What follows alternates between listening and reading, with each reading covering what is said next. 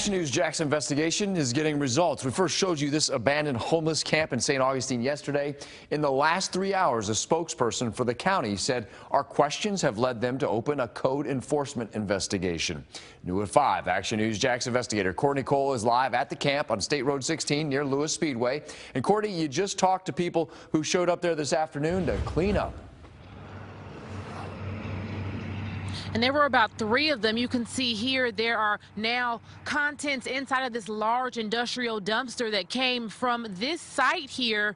Now, I spoke to the mayor of St. Augustine. She tells me there are about 35 to 40 more camps like this throughout the city. And she tells me while the city and county do have resources, camps just like this prove that there are not enough of them.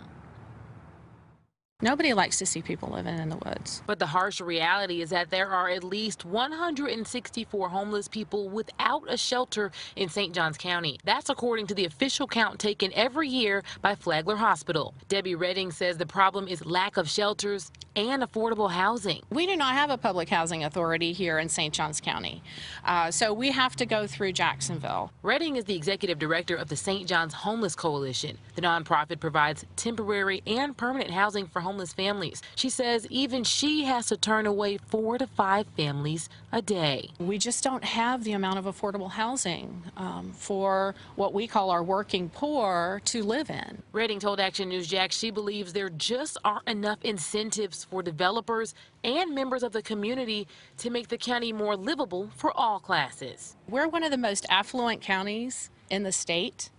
And to get people to buy in as a community that we need to have housing for the poor here, a lot of people just don't even recognize that we have a significant population of poor people. I talked to the mayor of St. Augustine, and she told me while they're working to build affordable housing in the future, there will never be Section 8 housing here in St. Johns County. On Action News Jax at 6, I'll explain why. Reporting live in St. Augustine, Courtney Cole, CBS 47, Action News Jax.